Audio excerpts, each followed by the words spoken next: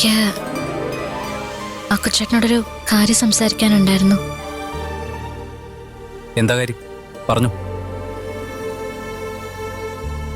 ഇങ്ങനെ തിരിഞ്ഞു നിന്നാ ഞാൻ എങ്ങനെ പറയാനാ? നീ പറഞ്ഞോ.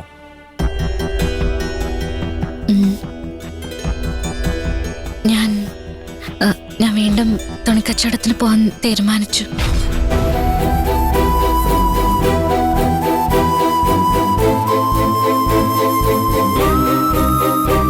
നിനക്കെന്താ ഭ്രാന്താണോ?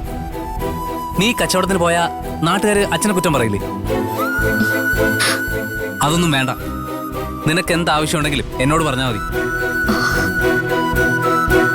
വേണ്ട, അക്കുച്ചേട്ടൻ എനിക്ക് വേണ്ടി എന്ത് ചെയ്താലും അതിന്റെ പ്രശ്നം മുഴുവൻ അക്കുച്ചേട്ടനായിരിക്കും. ഇത് ഞാൻ കുറെ ആലോചിച്ചെടുത്ത തീരുമാന. നിനക്ക് ഞാൻ എന്തെങ്കിലും ചെയ്താ അത് അമ്മയ്ക്ക് ഇഷ്ടാവില്ലെന്ന് വിചാരിച്ചല്ലേ നീ ഇങ്ങനെയൊക്കെ പറയുന്നത്? ഞാൻ അച്ഛനോട് പറയാം. അച്ഛൻ നോക്കിക്കോളൂ. അമ്മ അറിയാതെ അച്ഛൻ കാശ് കൊടുത്തോളൂ. അക്കുച്ചേട്ടാ, കച്ചവടത്തിന് പോകുന്ന കാര്യം ഞാൻ ബാലമാമനോട് പറഞ്ഞായിരുന്നു. ബാലമാമൻ സമ്മതിക്കുകയും ചെയ്തു.